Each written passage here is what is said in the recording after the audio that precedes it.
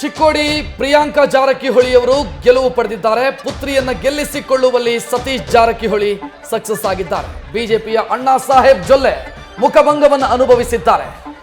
ಹಲವು ವಿರೋಧದ ಮಧ್ಯೆಯೂ ಕೂಡ ಟಿಕೆಟ್ ಪಡೆದುಕೊಂಡಂತ ಅಣ್ಣಾ ಸಾಹೇಬ್ ಜೊಲ್ಲೆ ಪ್ರಿಯಾಂಕಾ ಜಾರಕಿಹೊಳಿ ಅವರ ವಿರುದ್ಧ ಹೀನಾಯವಾಗಿ ಸೋತಿದ್ದಾರೆ. ಸತೀಶ್ ಜಾರಕಿಹೊಳಿ ತಮ್ಮ ಪುತ್ರಿಯನ್ನ ಗೆಲ್ಲಿಸಿಕೊಳ್ಳೋದ್ರಲ್ಲಿ ಯಶಸ್ವಿಯಾಗಿದ್ದಾರೆ. ಸತೀಶ್ ಜಾರಕಿಹೊಳಿ ಈ ಹಿಂದೆ ತಮ್ಮ ಪುತ್ರಿಗೆ ಟಿಕೆಟ್ ಅನೌನ್ಸ್ ಆದಂತ ಸಂದರ್ಭದಲ್ಲಿ ಒಂದು ವಿಚಾರವನ್ನು ಪ್ರಸ್ತಾಪ ಮಾಡಿದರು.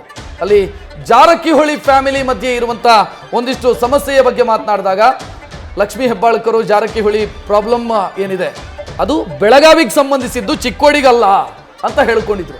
ಸೊ ಈಗ ಚಿಕ್ಕೋಡಿಯಲ್ಲಿ ಸತೀಶ್ ಜಾರಕಿಹೊಳಿ ಗೆಲ್ಲಿಸಿಕೊಳ್ಳೋದ್ರಲ್ಲಿ, ತಮ್ಮ ಪುತ್ರಿಯನ್ನು ಗೆಲ್ಲಿಸಿಕೊಳ್ಳೋದ್ರಲ್ಲಿ ಯಶಸ್ವಿಯಾಗಿದ್ದಾರೆ.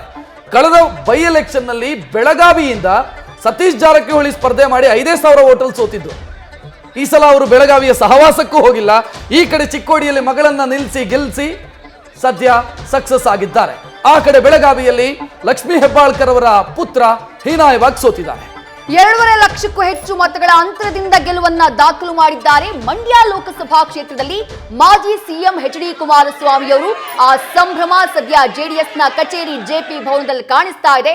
ನೂರಾರು ಸಂಖ್ಯೆಯಲ್ಲಿ ಜೆಡಿಎಸ್ನ ಕಾರ್ಯಕರ್ತರು ಜೆಪಿ ಭವನದ ಮುಂಭಾಗ ಜಮಾಯಿಸಿದ್ದಾರೆ.